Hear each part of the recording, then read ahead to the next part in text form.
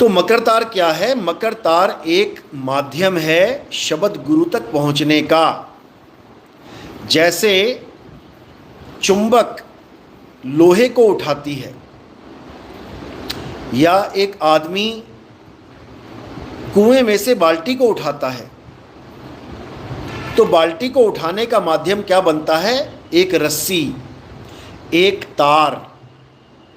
उस तार के माध्यम से बाल्टी को उठाया जा रहा है, तो वो हो गया माध्यम। और जब बाल्टी ऊपर आ जाती है, अपने मूल तक पहुंच जाती है, बाल्टी को पकड़ के कुएं के बाहर रख दिया जाता है, अब वहां पर जो अवस्था बनती है वो शब्द गुरु की अवस्था बनती है। यानी वो बाल्टी अब नीचे नहीं जाएगी, उसको निकाल के आपने बाहर कर दिया। ये एक उदाहरण है। दुनियावी बाल्टी तो बार बार जाएगी अंदर, क्योंकि पानी निकालना है तुम्हें, लेकिन अध्यात्म में इसको उल्टा कुआं बोला गया है। ये सीधा कुआं दुनिया में मिलेगा जिसमें बार बार बाल्टी फेंक के पानी निकालोगे, और आध्यात्मिक मार्ग में कुआं उल्टा हो जाता है। समझ लो, पलटू साहब की वाणी है ना, उल्टा कुआं गगन में, जहां जहां याद है किसी को वाणी? बोलो जरा। बोलो बोलो, लिखो जरा। उल्टा कुआं गगन में, आगे। बिल्कुल, लाइनक्स मिंट। उल्टा कुआं गगन में जिसमें जले चिराग। समझ लो। जो दुनिया का कुआं होता है, दुनियावी कुआं होता है, उसमें पानी होता है, उसमें आग नहीं होती। लेकिन जो आध्यात्मिक कुआं है उसमें पानी नहीं होता है, उसमें चिराग होता है। चिराग का मतलब वो ज्योत निरंजन वाला चिराग मत समझ लेना कि यहाँ तिरकुटी में चिराग जल रहा है उसको देखना है। वो भी गुप्त भेद है। चिराग का मतलब होता है जहां प्रकाश हो जाए, यानी अज्ञानता खत्म हो जाए और तुम्हें ज्ञान हो जाए, वही चिराग है। जैसे मैं मलेशिया में गया था, तो मलेशिया में जो साईं बाबा का मंदिर था, जहाँ पे मैंने लाइव चलाया था, साईं बाबा के मंदिर में जो मेन प्रधान जी थे, जो वहाँ के ऑनर थे, पूरी मैनेजमेंट के, ट्रस्ट के जो ऑनर थे, जब उनके साथ बात चली तो यही बात चली। मैंने पूछा साईं बाबा के गुरु कौन है, क्योंकि साईं बाबा के गुरु का जिक्र आता ही नहीं है कहीं। लेकिन मैंने उनको इतना इशारा जरूर किया था कि साईं बाबा भी कबीर पंथी थे, और उनकी स्टेटमेंट मजिस्ट्रेट के सामने स्टेटमेंट है लिखित में। जब उनको पूछा गया कि आप किस पंथ से हो, तो उन्होंने कहा मैं कबीर पंथ से हूं।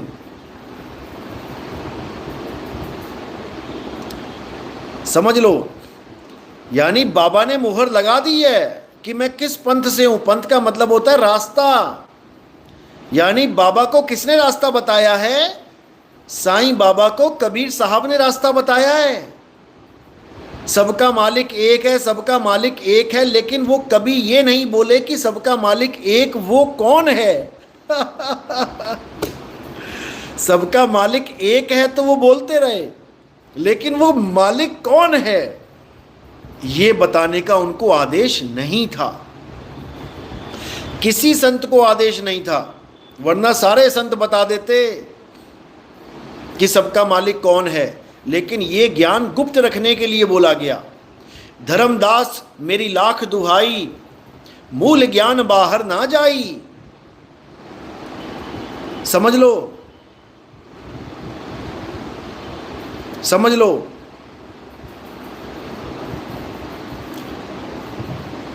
इसको समझना पड़ेगा। साईं बाबा के जो गुरु थे वो कबीर साहब थे, और उन्होंने कैसे ज्ञान दिया साईं बाबा को? कुएं में उल्टा लटका के। जब मैंने ये बात बोली वहाँ पे कि साईं बाबा को कुएं में उल्टा लटका दिया गया, तब उनको ज्ञान हुआ। और हमें भी ज्ञान कब होगा? जब हमें कुएं में उल्टा लटका दिया जाएगा, तभी ज्ञान होगा। क्योंकि जैसे गुरु को ज्ञान हुआ है वैसे ही चेले को ज्ञान होगा। समझ लो। तो जब तक वो कुआं तुम्हें समझ में नहीं आया कि वो कुआं कहां है, तब तक तुम्हें भी ज्ञान नहीं हो सकता। तो पलटू साहब समझा रहे हैं, उल्टा कुआं गगन में जिसमें जरे चिराग। अगर ज्ञान प्राप्त करना है तो ऐसे गुरु की शरण में जाना पड़ेगा जो तुम्हें उल्टे कुएं का ज्ञान दे दे, तुम्हें उसमें उल्टा लटका दे। तब दुनिया की नजर में तुम उल्टे हो जाओगे और अपनी नजर में सीधे हो जाओगे। समझ लो।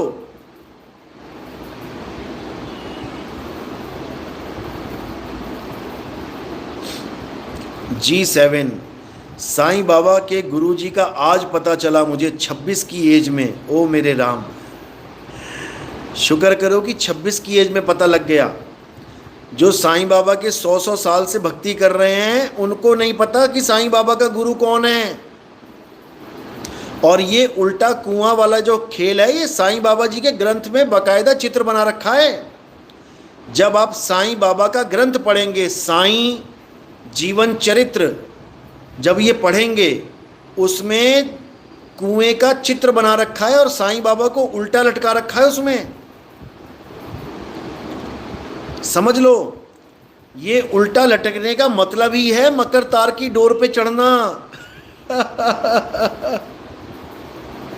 समझ लो। उल्टा लटकाया जाता है रस्सी से। समझ लो। अब तुमने उसी में उलट जाना है। तो जैसी तुम उल्टोगे, उलट समानी आप में प्रगटी ज्योत अनंत, और साहिब सेवक एक संग, खेले सदा बसंत। समझ लो।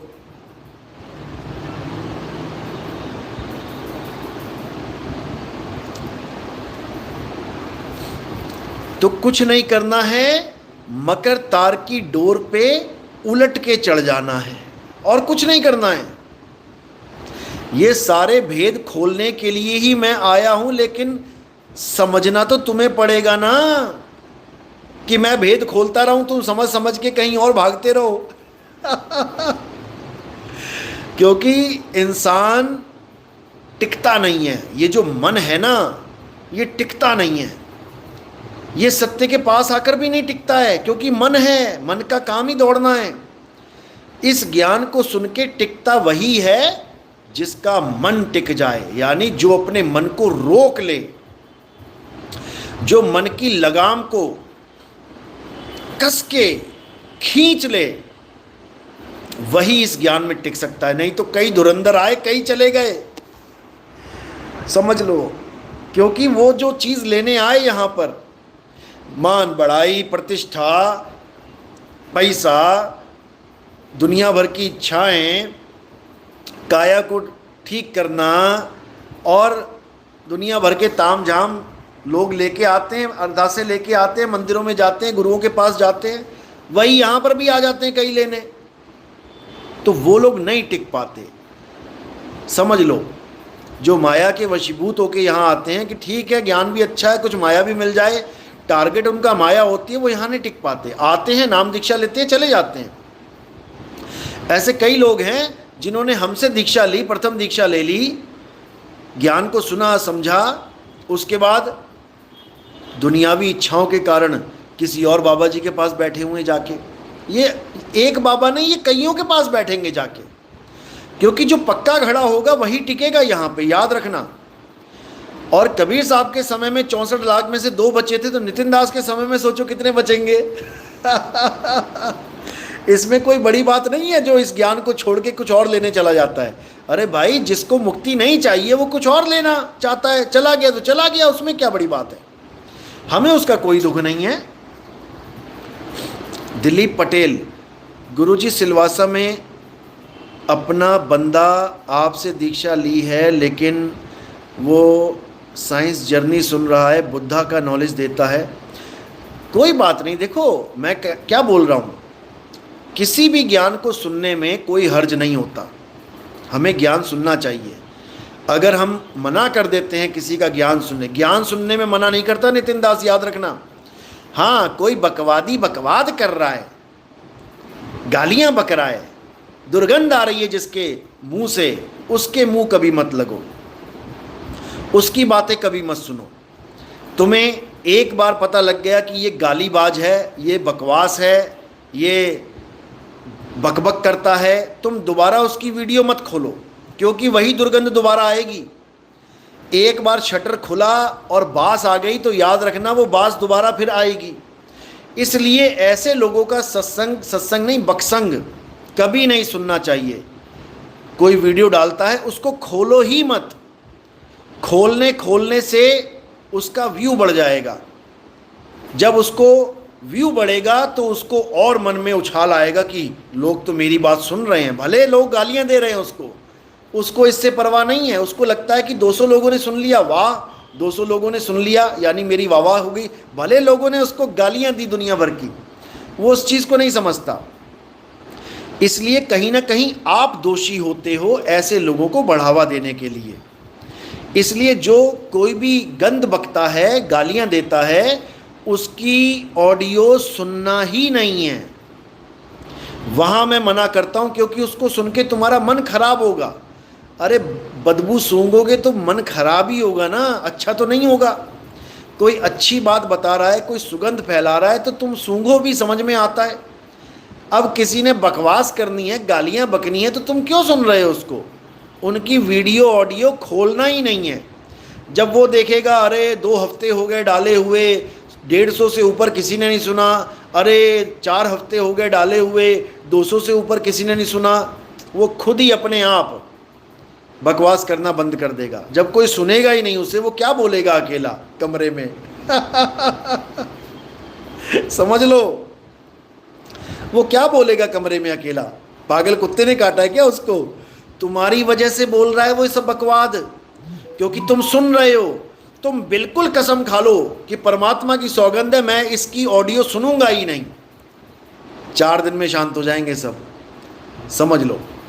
इसलिए YouTube पे कोई भी गालीबाज है उसको नहीं सुनना है। YouTube पे कोई भी ज्ञान प्रचार करता है उसको जरूर सुन लो। उसको सुनोगे तो तुम्हें समझ में आएगा कि ये कितने पानी में है। इसका मतलब ये नहीं कि तुम उसको सुनो और सोचो कि वही सत्य बोल रहा है, बिल्कुल नहीं। आज के टाइम में लोग ये पूछते हैं मुझसे कि गुरुजी इतने गुरु हो गए, YouTube चैनल पे इतने गुरु हो गए, किसकी सत्य माने? बहुत बड़ा सवाल है ये। इसका तुम्हें जवाब मैं सीधे से बता देता हूँ, एक ही लाइन में समझ में आ जाएगा तुम्हें। कोई भी ज्ञानी बना बैठा है YouTube पे, हजारों बैठे हुए हैं, कहो तुम बैठ जाओ कल को, तुम्हें भी सुनने लग जाएंगे लोग, लेकिन इससे कल्याण नहीं होगा। तो क्या करना है, एक ही लाइन में सुन लो। जितने भी गुरु घंटाल बैठे हुए हैं, जितने भी ये बैठे हुए हैं ज्ञान परोसने के लिए, इससे तुमने केवल एक सवाल पूछना है। क्या सवाल पूछना है?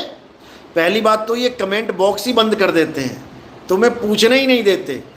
सबसे पहले तो ये समझ लो कि जिसने कमेंट बॉक्स ऑफ कर रखा है उसको तो पहले किनारे कर दो, क्योंकि वो तुम्हारे सवालों का जवाब देने के लायक ही नहीं है। वो तुम्हारे सवाल का जवाब देने के काबिल ही नहीं है, उसके बस की बात नहीं है। पहले तो उसको ही किनारे कर दो। और जिन्होंने खोल रखा है वहाँ पर पूछो कि आपका गुरु कौन है। कोई लाइव में आता है तो उससे पूछो कि आपका गुरु कौन है। जैसे ही उसके मुंह से निकले कि मेरा कोई गुरु नहीं है, मैं अपने आप ही ज्ञान प्राप्त हो गया मुझे, उसको उसी वक्त रिजेक्ट मार दो। समझ लो, उसको उसी वक्त रिजेक्ट मार दो। ये सतगुरु नहीं है। ये कौन है? ये लोगों का ज्ञान सुन सुन के आज नया आ गया मार्केट में, कल को इसका भी कोई ज्ञान सुन के और नया आ जाएगा मार्केट में।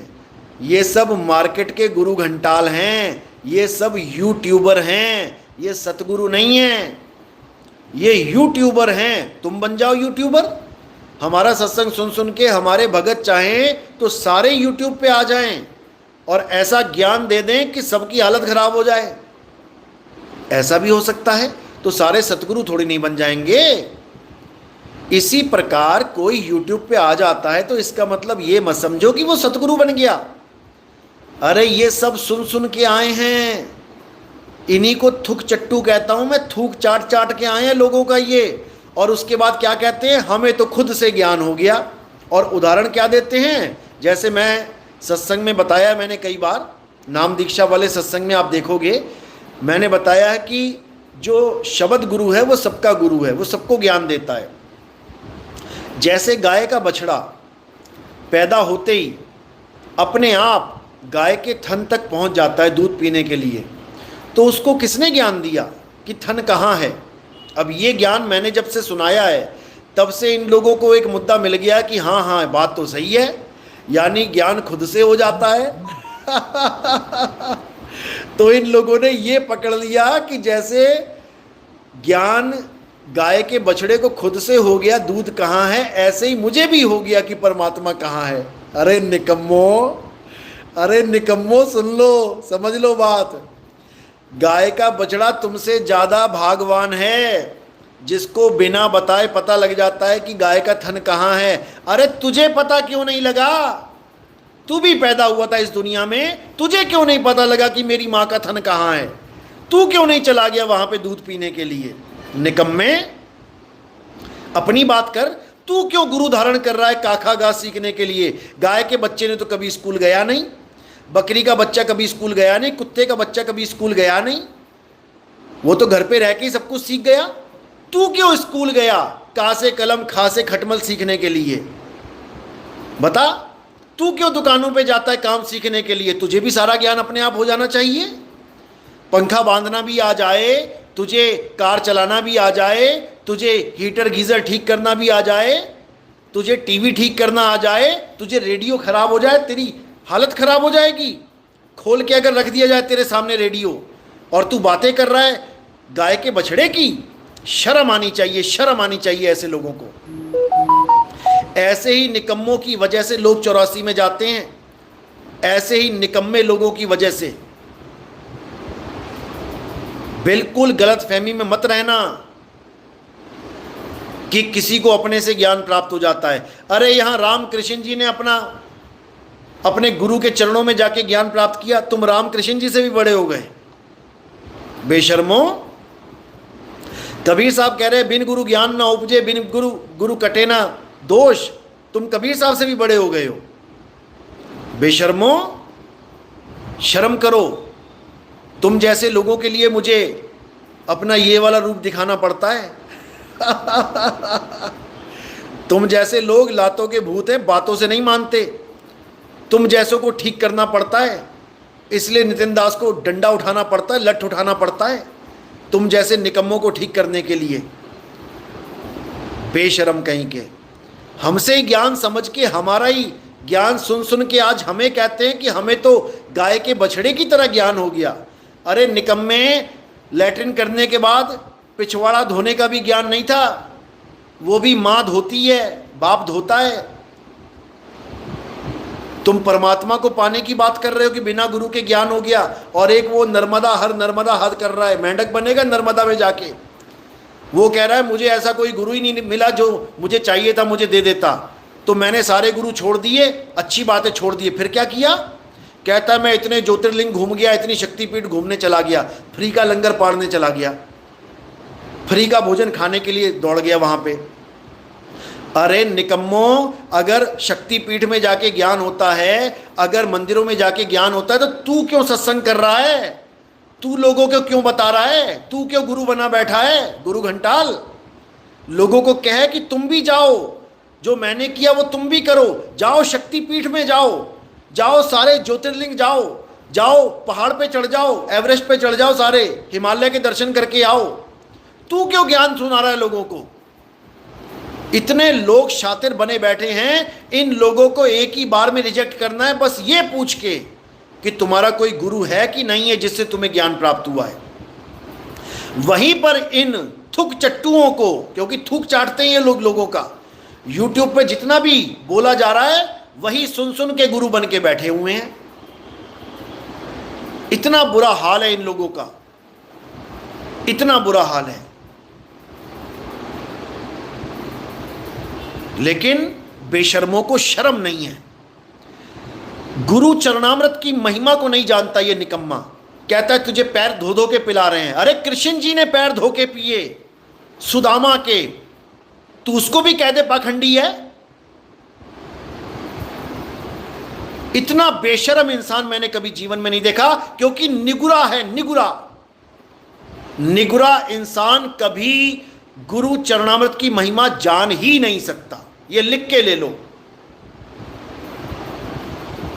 अरे नानक साहब ने बोला, गुरु के दर्शन वेख वेख जीवा, गुरु के चरण तोए तोए पीवा। उनको भी पाखंडी मत बोल दिए, पता लग जाएगा तुझे। आ जाएंगे खालिस्तानी तेरे साथ, तेरे सामने। इतना बेवकूफ इंसान मैंने जीवन में नहीं देखा। जो खुद निगुरा है वो दूसरों का गुरु बनने चला है। फटे कपड़े पहनता था, भिखारियों वाला हाल था, भीख मांग मांग के कमा रहा था। आज 4 पैसे आने लग गए तो लोगों को लालच दे रहा है कि आओ यहां आओ, मुफ्त भोजन दिया जाएगा।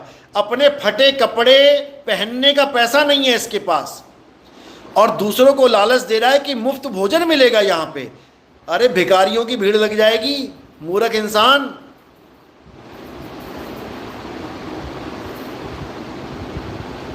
बेवकूफ कहीं का। मैंने जब टोकना ठोकना शुरू किया, अब महात्मा जी कपड़ों में आ गए बढ़िया वाले। अब क्यों पहन लिए, वही वही पहने रहता। तब कह रहा है कि संतों को किसी की बात का कोई फर्क नहीं पड़ता, ये तो संतों की वेशभूषा है। काहे वेशभूषा उतार दी फिर? क्यों फटे हुए कपड़े उतार के बढ़िया बढ़िया पहनने लग गया? बेशर्म इंसान। जब सतगुरु नहीं मिलता तो ऐसा ही हाल हो जाता है इन लोगों का। धोबी का कुत्ता, ना घर का ना घाट का। जो चरणामृत की महिमा नहीं जानता वो नदियों में मिलने वाला पूरे शहर का गू ही बोलेंगे उसको। पूरे शहर का जो लैट्रिन बाथरूम का सारा सामान नदियों में फेंका जा रहा है, वो पानी पी रहा है। कहता उस पानी को पी के मुझे एनर्जी मिल जाती है। मिलेगी ना, लोगों की एनर्जी बह बह के आ रही है तेरे आश्रम के पास। जो लोग चीकू बादाम काजू किशमिश खा रहे हैं वो निकाल निकाल के नदियों में ही तो जा रहा है सारा, और तू पी पी के एनर्जी ले रहा है उसकी। तो क्या बड़ी बात है? ऐसे निकम्मे लोग हैं जो नदियों के गंदे जल को, अगर नदियों का गंदा जल नहीं है तो सीधी डायरेक्ट सप्लाई करके दिखाओ। सीधे नदी में से डायरेक्ट घरों में पानी डाल के दिखाओ, चाहे वो कोई भी नदी है इस संसार की। अगर नदी का पानी शुद्ध है तो डायरेक्ट सप्लाई देके दिखाओ। क्यों उसको साफ कर रहे हो? वो तो शुद्ध है, वो तो बहुत महान है। तो डायरेक्ट सप्लाई दो ना सब घरों में, तब जाने की शुद्ध है कि महान है। अरे उस पानी को 10 बार फिल्टर करते हो तब जाके वो सप्लाई करते हो। तुम्हें पता है ये पानी अगर लगातार लोग ने पी लिया बीमार पड़ जाएंगे। यमुना का पानी ऐसा हाल है कि तुमने 1 गिलास पी लिया, तुम्हें बचाने वाला कोई नहीं मिलेगा। इतनी दूषित हो चुकी है दिल्ली में, दुनिया भर का झाग बन चुका है उस पानी के ऊपर। और तुम कहो नहीं ये तो हमारी माता है, यमुनोत्री है। अरे यमुनोत्री वहां है जहां से निकल रही है, वो पानी शुद्ध है। दिल्ली में आके यमुनोत्री नहीं रही, वो दिल्ली में आके एक बहुत ही गंदा नाले का रूप ले चुकी है वो। समझो। और इन लोगों ने वो गटर का पानी पी पी के और लोगों को पिला पिला के एनर्जी प्रोवाइडर बने हुए हैं ये लोग। तो भाई गुरु चरणामृत की महिमा वो नहीं जानते जो निगुरे होते हैं। कबीर साहब कहते हैं, कबीर निगुरा ना मिले और पापी मिले 1000। समझ लो, 1000 पापी मिल जाए, 1000 पाप करने वाला मिल जाए फिर भी ठीक है। निगुरे को गुरु मत बना लेना। कबीर निगुरे के सिर पे 1,00,000 पापी का भार,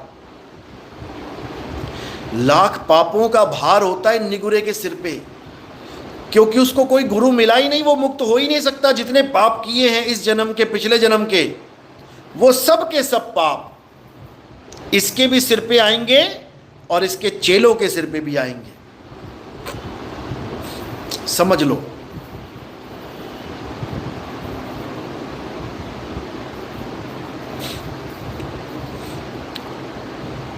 तो भाई चरणामृत की महिमा वही जानते हैं जो गुरु धारण करते हैं, वही समझ सकते हैं चरणामृत को। और जो ये कहते हैं कि कबीर साहब ने कभी चरणामृत नहीं दिया, उन निकम्मों को इतना भी नहीं पता, क्योंकि पहली बात तो उन्होंने कोई ग्रंथ तो पढ़ा नहीं होगा, बस जो मुंह में आया भौंक दिया। भौंकने वाले बहुत मिलेंगे, ग्रंथ पढ़ के बात करने वाले बहुत कम मिलेंगे। कबीर सागर पढ़ लो, चाहे कबीर बीजक पढ़ लो, चरणामृत की महिमा हर जगह है। जीवा और तत्वा ने भी ये प्रण किया था कि जिस गुरु के चरणामृत से ये सूखा, एक छोटी सी उन्होंने लकड़ी की डंडी लगाई थी, जमीन में गाड़ दी थी, और क्या प्रण लिया कि जिस गुरु के चरणामृत से ये सूखी डंडी हरी हो जाएगी, हम उसी को, गुरु को भी चरणामृत वहां पे दिया गया। धर्मदास जी को चरणामृत दिया गया, सब संतों को चरणामृत दिया गया, और वही चरणामृत की प्रथा आज भी कबीर पंथियों में भी चल रही है। और बहुत से जो कृष्ण जी, राम जी या किसी अन्य सत्संग को कोई कर रहे हैं, वो भी चरणामृत की महिमा जानते हैं, क्योंकि वो एक गुरु और शिष्य का मिलन है, वो मर्यादा है। वो चरणामृत एक मर्यादा है। बिना चरणामृत के, साहिब तो यहाँ तक बोल दिए कि चरणामृत को केवल पानी मत समझ लेना, वो चरण अमृत है, उससे तुम्हारे मन का नाश होगा। तुम किसी का चरणामृत ग्रहण नहीं कर सकते। अपने माँ बाप का भी चरणामृत नहीं लिया होगा आज तक आपने, जिन्होंने तुम्हें जीवन दान दिया है, उसका भी चरणामृत आपने आज तक नहीं लिया होगा। मैं गारंटी के साथ कह रहा हूँ, कभी आपने अपने पिताजी या अपने माताजी के चरण धोके कभी उसको ग्रहण नहीं किया होगा, गारंटी के साथ कह रहा हूं मैं। लेकिन साहिब कह रहे हैं कि उनका भी चरणामृत किसी काम का नहीं होगा अगर ले भी लिया। क्यों? क्योंकि वो दुनिया में लाने का काम कर रहे हैं,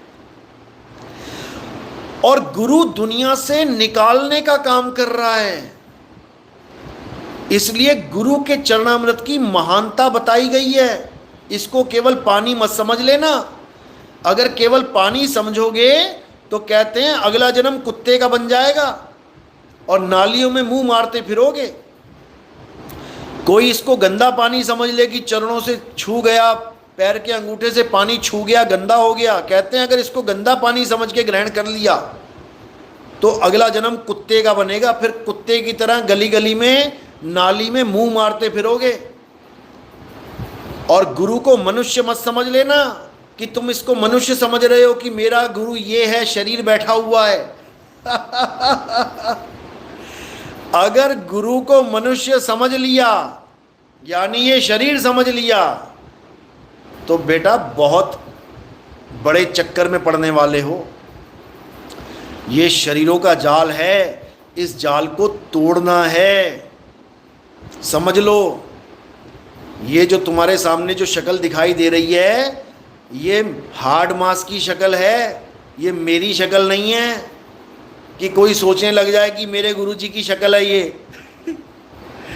तुम्हारे गुरुजी का स्वरूप ये नहीं है।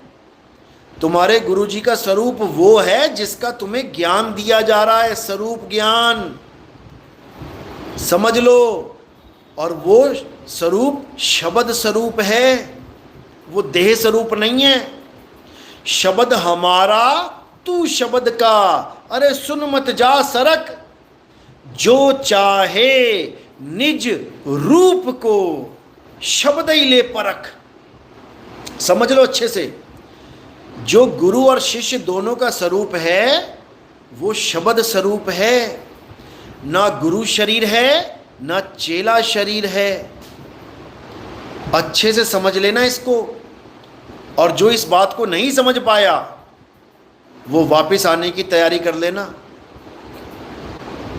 इतना समझ लो, वापस आने की तैयारी कर लेना। आना पड़ेगा, क्योंकि जब तक तुम खुद को या अपने गुरु को शरीर मान के बैठे हो, तुम्हें आना पड़ेगा। इसलिए साहिब ने कहा, शब्द गुरु सुरत धुन चेला, मिले परस्पर भया अकेला। अरे ना कोई गुरु ना कोई चेला, तू उड़ जा हंस अकेला अकेला। समझ लो, गुरु धारण करना है ज्ञान लेने के लिए। गुरु क्या करता है? ज्ञान देके तुम्हें अकेला कर देता है कि अब किसी शरीर के चक्कर में नहीं पड़ना है, किसी शरीर को गुरु मत मान लेना, शरीर तो नाशवान है। उसको जानो जो अविनाशी है, जो सदा सदा अटल अचल अविनाशी है, जो कभी आहार विहार नहीं करता। समझा दो गाजीपुर वाले को, ये कंपनी बाग में घुमा रहा है परमात्मा को, कहता है तुम्हारी भी उंगली पकड़ के तुम्हें घुमाएगा। इस घनचक्कर के चक्कर में पड़े तो घूमते रह जाओगे 84 में। आत्मा अचल है, अडोल है। आत्मा अडोल ना डोलई, गुरु के सहज सुभाए। गुरु ग्रंथ साहब में वाणी आती है, आत्मा अडोल है, वो डोलती नहीं है कहीं। और ये निकम्मे आत्मा को भी विहार करवा रहे हैं, परमात्मा को भी विहार करवा रहे हैं। इनकी हालत खराब होने वाली है। तो भाई समझो बात को।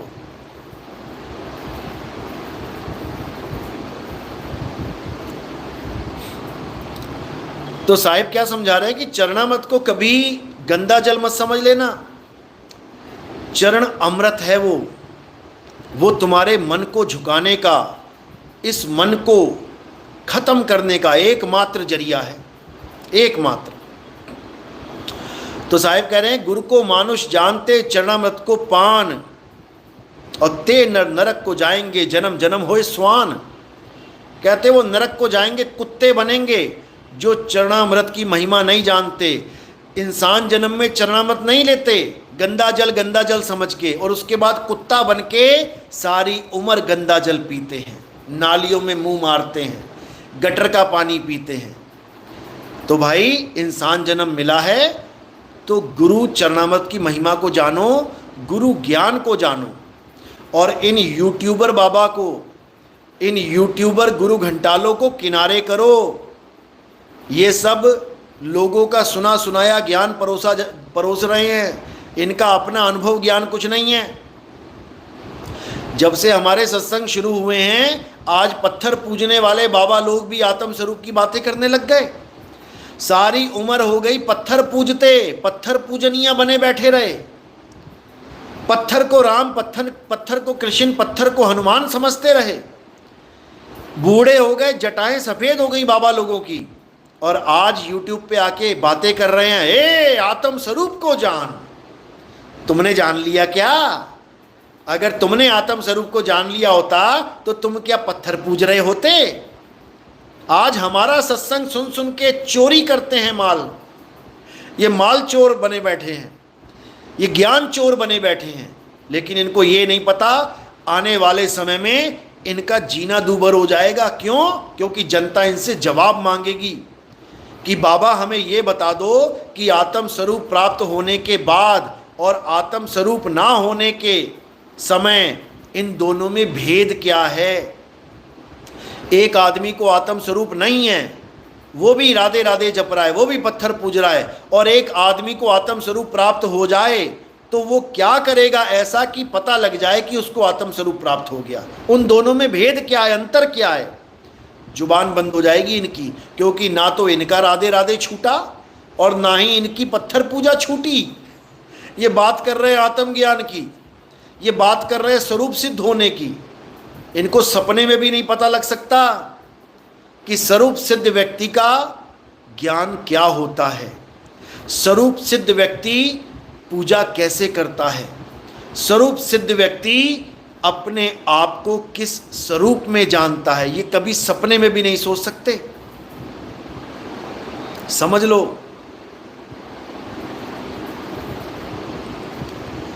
तो इन लोगों की हालत वो हो जाएगी धोबी के कुत्ते वाली, ना घर के ना घाट के, ना तो इनके अपने पत्थर की पूजा बचेगी इनके पास, और आत्मज्ञान तो वैसे ही नहीं है।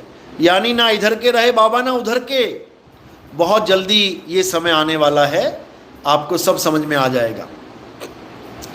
तो ऐसे लोगों से पहले ही किनारा कर लेना चाहिए जो आपको ये बोल दे कि मेरा कोई गुरु नहीं है। अरे भैया, तो उसको क्यों गुरु बना रहे हो जिसका अपना कोई गुरु नहीं है? थोड़ी तो बुद्धि, थोड़ा तो विवेक यूज करो।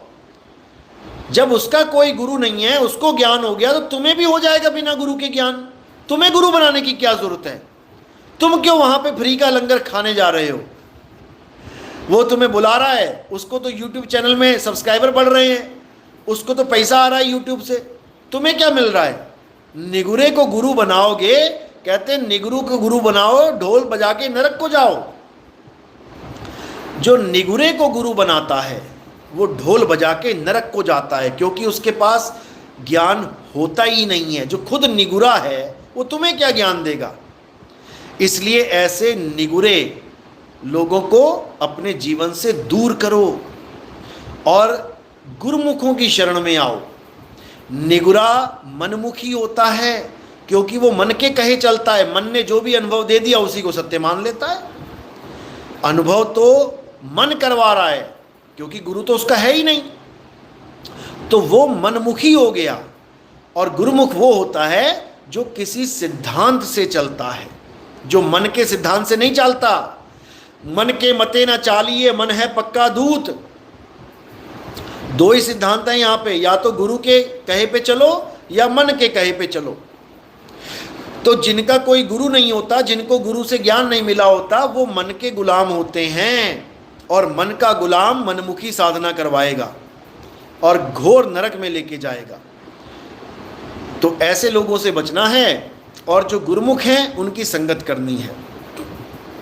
अब गुरुमुख कई मिलेंगे, कई लोग कहेंगे हाँ हम भी वंश से चल रहे हैं, हमारी भी वंशावली है। वहाँ पर तुमने परख करनी है, क्योंकि गुरु गुरु में भेद है, और गुरु गुरु में भाव। सोई गुरु नित बंदिए, जो शब्द बतावे दाओ। अब वहाँ पर तुमने शब्द की परख करनी है कि कौन सा गुरु कौन सा शब्द दे रहा है। शब्द शब्द बहु अंतरे, सार शब्द मत लीजिए। और कहें कबीर जहां सार शब्द नहीं, धृग जीवन सो जीजे। धिक्कार है उस जीवन पे जहां सार शब्द की महिमा नहीं है। और इन कबाड़पंथियों ने, इन नकली कबीर पंथियों ने सार शब्द को पाखंड बता दिया, क्योंकि इनके पास खुद वो ज्ञान नहीं है जो कबीर साहब समझा रहे हैं। अरे सार शब्द गही बाची हो, मानो एतबारा। कबीर साहब कह रहे हैं कि सार शब्द ग्रहण करके ही तुम बचोगे। वो देव निरंजन तुम्हें फाड़ के खाएगा, तब केवल तुम्हें सार शब्द बचाएगा। और इन्होंने क्या बना दिया? सार शब्द निर्णय का नामा। बताओ कि साखी का निर्णय कर दो, उसका शब्दार्थ कर दो, भावार्थ कर दो, हो गया सार शब्द। अरे मूर्खों, कभी निर्णय करके भी केवल कथनी ज्ञान से भी किसी का पेट भरा है? कि कबीर वाणी का निर्णय कर दो कि इसका अर्थ क्या है, हो गया सार शब्द। अरे सार शब्द तुम्हारा स्वरूप है, सार शब्द तुम्हारा सत्य स्वरूप है। ये साखियों का निबेड़ा करना नहीं है सार शब्द, कि बन गए चौधरी, दो चार साखियां खोल के बन गए तुम सतगुरु, लिख दिया तुमने सार शब्द निर्णय का नामा। निर्णय का नामा नहीं है सार शब्द। सार शब्द तुम्हारा अपना स्वरूप है, सत्य नाम है सार। बूझो संत विवेक करी, उतरो भवजल पार। सतगुरु का उपदेश यही, सत्य नाम ही सार है, सत्य नाम ही सार शब्द है। और सत्य नाम कोई मंत्र नहीं है कि सतनाम सतनाम जप लिया हो गया सतनाम, कि दो चार साखियों के अर्थ कर दिए हो गया सतनाम। अरे सत्य नाम कोई नाम नहीं, ये है आपन रूप। और जो जाने इस भेद को पावे आप स्वरूप। वो अपने स्वरूप को प्राप्त करता है जो इस भेद को जान लेता है कि सतनाम क्या है। समझे? सतनाम है जो कुछ है, सतनाम के अलावा सब झूठ है, सब झूठे नाम हैं। चाहे वो कोई भी नाम हो, सब झूठे नाम है। क्यों? इंसान के द्वारा बनाए गए हैं, 52 अक्षरों के द्वारा बनाए गए हैं, लिखने और मेटने में आते हैं। ये सब झूठे नाम हैं। जो सच्चा नाम है वो लेखने मेटने में नहीं आता। इसीलिए साहिब ने बोला है, गुरु ग्रंथ साहब में भी बोला, कहते ओ अंकार याद में जाना, लिखे और मेटे ताही ना माना। मैं उसको परमात्मा मानता हूं जो लिखने और मेटने में नहीं आता। यही गरीबदास जी कह रहे हैं। कह रहे हैं 52 अक्षर लेख राम रंग होरी हो, वो अक्षर या में नाही राम रंग होरी हो। अरे कागज कलम कलेस, कागज कलम कलेस, कलेस है ये भगवान के नाम नहीं है, तेरी जान को कलेस है। जो नाम लिखने बोलने पढ़ने में आ जाते हैं, तेरी जान को कलेस है वो। कागज कलम कलेस राम रंग होरी हो, वो रहा शेष का शेष, राम रंग होरी हो। लेकिन ये बात सबके समझ में नहीं आती, सबके समझ में नहीं आती। और इन निगुरों को गुरु बना के अपना जन्म बर्बाद कर जाते हैं, बर्बाद कर जाते हैं। किसी को कोई फर्क नहीं पड़ने वाला, फर्क तुम्हें पड़ेगा। गुरु को कोई फर्क नहीं पड़ता, फर्क चेले को पड़ता है। समझ लो, समझ लो बात को। तो जो पत्थर पूजे वो पत्थर पूजनिया निगुरा है वो। अगर गुरु मिला होता उसे कोई ढंग का तो कभी पत्थर ना पूजता। अरे पाथर पूजे हरि मिले तो मैं पूजूं पहाड़। एक बाबा तो पहाड़ की पूजा करने लग गया, बताओ। कहते हैं हमारे यहाँ तो पहाड़ की पूजा होती है। भाव नहीं पकड़ पाया। अरे पाथर पूजे हरि मिले तो मैं पूजू पहाड़, और वासे ही ये चाकी भली जो पीस खाए संसार। उससे अच्छी तो ये चक्की है जिसकी सब पूजा कर रहे हैं। अगर वो चक्की ना हो गांव में, ना हो शहर में, भगदड़ मच जाए। पत्थर की मूर्ति ना शहर में हो तो कोई बात नहीं, चलेगा। लेकिन पत्थर की चक्की शहर में ना हो, सारी पत्थर की चक्कियां टूट जाएं, सारी गेहूं पीसने की चक्कियां खराब हो जाएं, सारी चक्कियों पे ताले लग जाएं, तुम्हें समझ में आ जाएगा सबसे बड़ी प्रॉब्लम क्या है दुनिया में। लोग यहां से वहां भागते नजर आएंगे, हिंदू मुस्लिम सिख ईसाई सब परेशान नजर आएंगे। अब क्या करें, अब गेहूं कैसे पिसवाएं, अब रोटी कैसे खाएं। तब याद रखना, किसी को मंदिर मस्जिद गुरुद्वारा नजर नहीं आएगा, सबको चक्की नजर आएगी। बस पता लग जाए अरे वो दो मोहल्ले छोड़ के वो तीसरे चौथे मोहल्ले में एक चक्की की दुकान खुली हुई है, बस वहीं पे आटा पिस रहा है। देखना वहां जाके पता लग जाएगा तुम्हें। मंदिरों की लाइन छोटी पड़ जाएंगी। मंदिरों की लाइन छोटी पड़ जाएंगी, चक्की के आगे जो लाइन लगेगी वो देखने वाली होगी फिर। समझे? इसीलिए साहिब ने चक्की का उपयोग किया अपने दोहे में, सोच समझ के, और जो असलियत है वो बताई। और जो लोग पत्थरों की खिलाफत करते हैं, बहुत से लोग हैं मंदिरों की खिलाफत करते हैं, और मैं देखता हूं कि सबसे ज्यादा वही पत्थर पे फंसे हैं। जो पत्थरों की मूर्तियों की खिलाफत करते हैं वही लोग सबसे ज्यादा पत्थरों में फंसे हैं। चाहे वो नकली कबीरपंथी हो, जो राम जी कृष्ण जी की पत्थरों की खिलाफत करते हैं कि नहीं उनकी मूर्ति नहीं पूजनी है, वही सबसे ज्यादा पत्थर पुजवाते हैं कबीर साहब की मूर्ति बना बना के।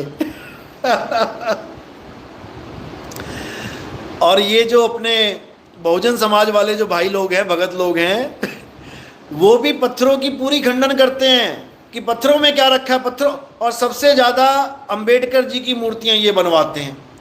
चौक चौक पे पत्थर फिट करवा देते हैं। अरे भाई वो भी पत्थर की मूर्ति है, वो भी किसी को ज्ञान नहीं दे रही है। पत्थर की मूर्ति से किसी को ज्ञान नहीं होगा। संविधान पढ़ाओ, ऐसा कुछ करो कि बच्चों की छोटी छोटी क्लासों में थोड़े थोड़े संविधान के लेसन, अध्याय चालू हो जाएं।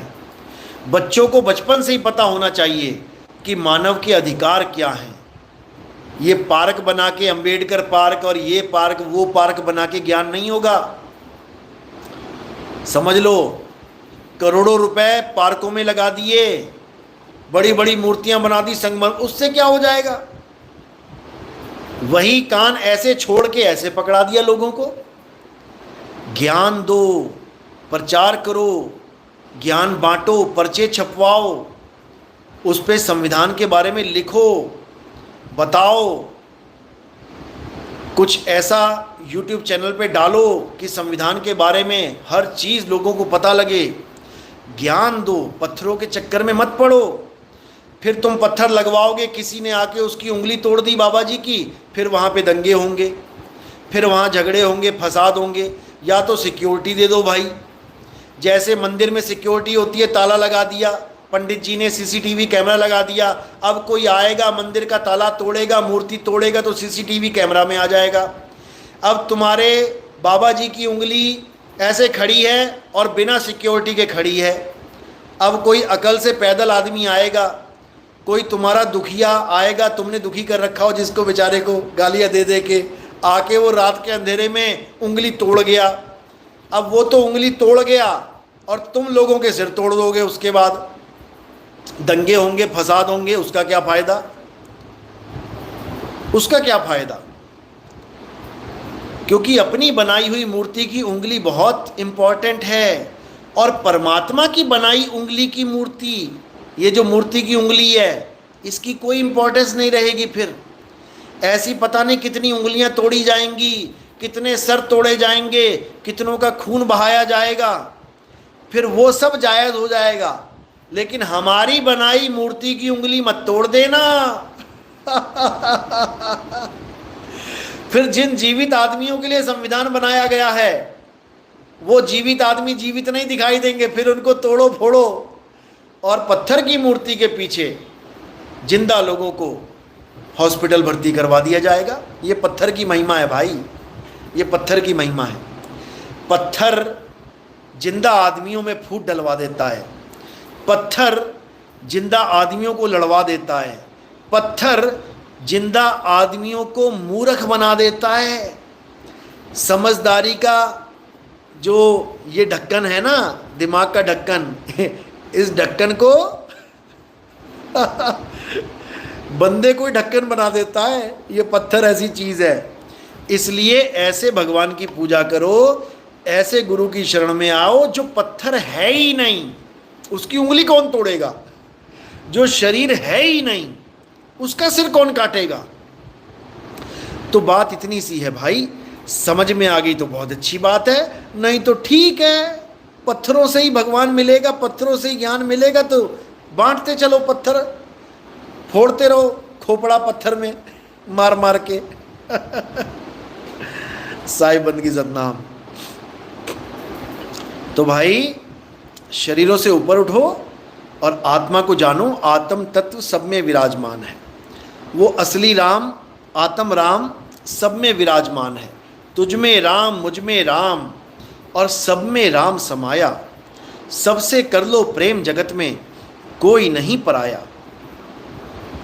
समझ लो, वो राम सब में विराजमान है। बस उस राम का भेद बताने वाला मिल जाए और ऑथराइज्ड पर्सन मिले।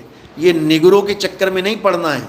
इधर से ज्ञान चोरी कर लिया, उधर से ज्ञान चोरी कर लिया, बन गए, बैठ गए बाबा जी और यूट्यूब पे आ गए। ऐसे ज्ञान नहीं होता है, ऐसे मुक्ति नहीं होती है। अनुभव ज्ञान बिना सब झूठा, झूठी हाट लगाई। समझ लो, निकलंक गुरु संदेश, वाह दयाल जी वाह। आप मेरे नसीब में आए, मैं कोयले से हीरा हो गया। आपको बंदगी साहिब जी। देखो, कोयले से हीरा सबने होना है, क्योंकि इंसान जन्म मिला ही इसीलिए है। गागा से हंसा किया करत न लागी वार, गागा से हंसा होना ही है सबने, तभी जीवन सुधरेगा, नहीं तो नहीं सुधरेगा।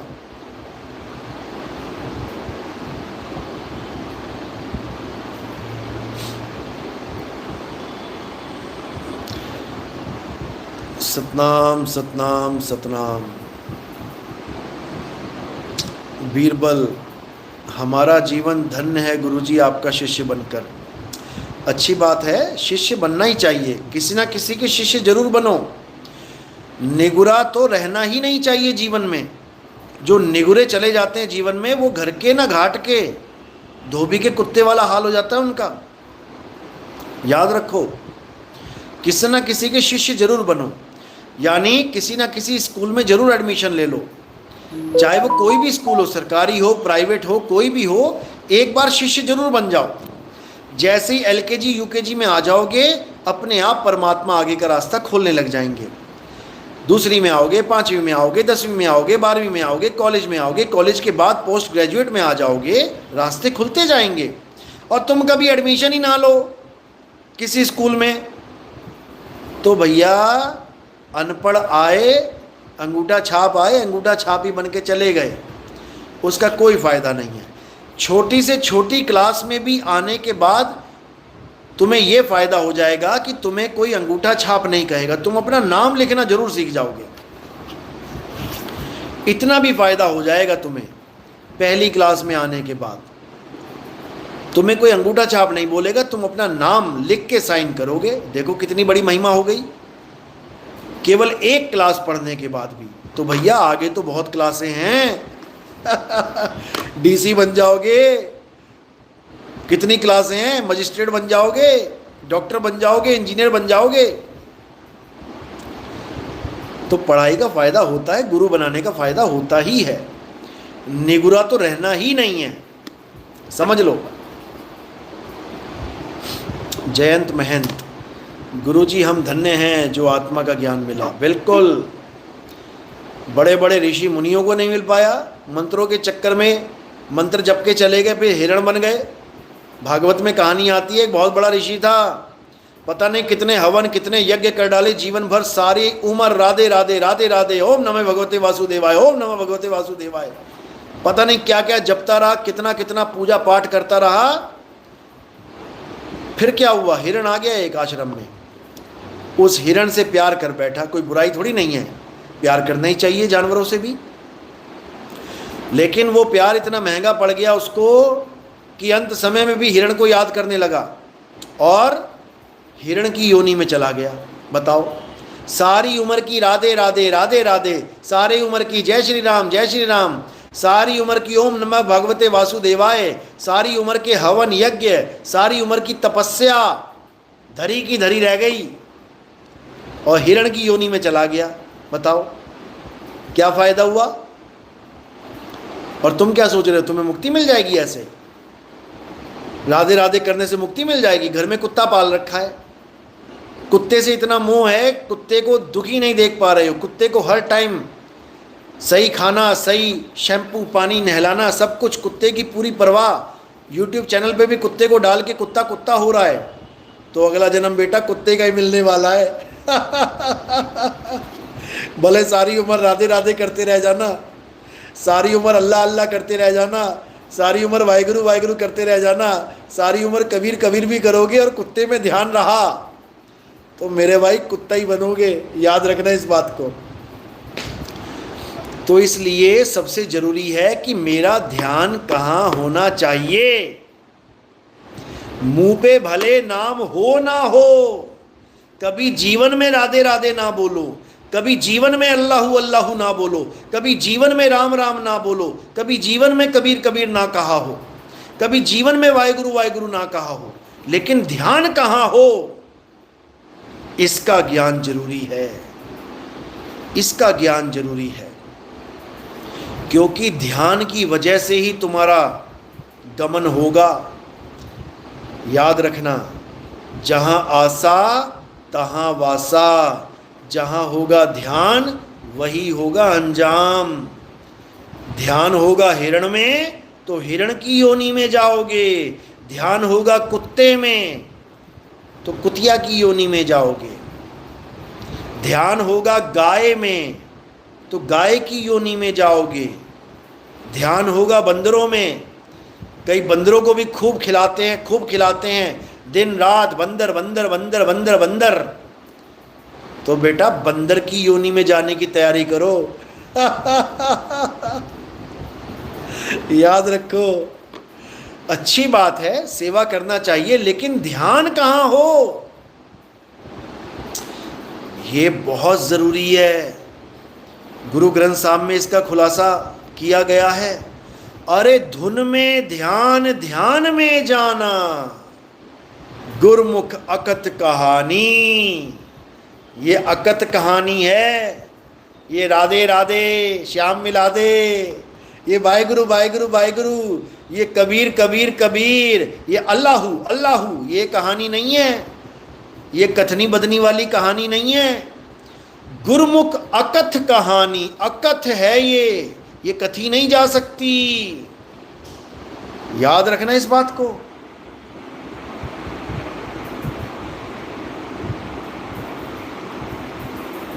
तो ये बहुत जरूरी है।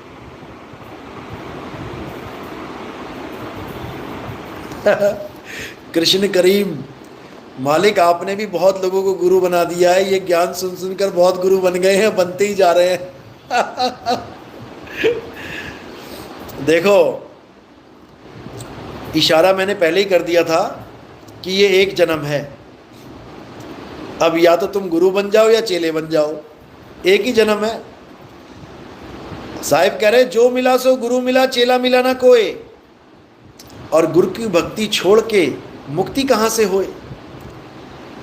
अब ये जो गुरुवाई का कीड़ा होता है ये बड़ा खतरनाक होता है। ये देखो, कीड़ा जहां भी लग जाए, आप बढ़िया से बढ़िया फल लेके आओ जो बाहर से एकदम फ्रेश दिखाई दे रहा है, और पूरा दाम दे के आ रहे हो उसका, पूरा दाम, और जैसे ही तुमने उस फल को काटा या उसको चीर के देखा, अंदर कीड़े ही कीड़े हैं, कीड़े ही कीड़े हैं, तो अब फल की कीमत क्या रही। अब उस जो फल की कीमत है वही इन गुरुआ लोगों की कीमत है, क्योंकि इनके अंदर भी कीड़ा लगा हुआ है। गुरुवाई का कीड़ा, जिसके अंदर गुरुवाई का कीड़ा लग गया वो डस्टबिन में जाएगा। भले तुम 100 रुपए दे के आए हो उस फल के, लेकिन अंदर कीड़े हैं तो मेरे भाई वो डस्टबिन में ही जाएगा। और डस्टबिन हमारी वाली एक नहीं है, 84 लाख डस्टबिन है। इतना समझ लो, इतना समझ लो। ये साहिब का संदेश है, मेरा संदेश नहीं है। ये साहिब ने बोला है जो मिला सो गुरु मिला, चेला मिला ना कोई, क्योंकि मुक्ति चेले की होती है, गुरु की मुक्ति नहीं होगी। याद रखना, मुक्ति चेले की होती है। चेला बनो, गुरु के कहे में रहो, मुक्ति होगी। आज हमें भी जो भेष मिला है गुरु के कहने में मिला है, बिना गुरु के नहीं लिया हमने भेष। ये भी गुरु की रजा में रहना है, गुरु के कहने में रहना है। और नितिन दास ने ये पहले ही समझा दिया है तुम्हें कि अब इसके बाद हमारे पंथ में गुरुवाई नहीं चलेगी। हमारे पंथ में सब चेले बनेंगे, चेला बन के भक्ति करेंगे, मुक्ति को प्राप्त करेंगे। गुरु की जरूरत ही नहीं बचेगी। गुरु की जरूरत तब होती है जब तुम्हें ज्ञान ना पता हो, ज्ञान लेने की गुरु की। अरे जब सारा ज्ञान खोल दिया जाएगा तो किसी गुरु की जरूरत है ही नहीं। जो ज्ञान खोला गया है उस ज्ञान को धारण करके तुमने रहनी गहनी में आ जाना है, मुक्ति हो जाएगी। इसीलिए साहिब ने कहा सब पंथ मेट के एक पंथ चलाऊं। साहिब को कहने की क्या जरूरत है। वो क्यों कह रहे हैं कि अब सारे पंथों को मेट के एक पंथ चलाया जाएगा। इसका मतलब वो भी इनडायरेक्टली यही समझा रहे हैं कि अब किसी गुरु की जरूरत नहीं रहेगी तुम्हें।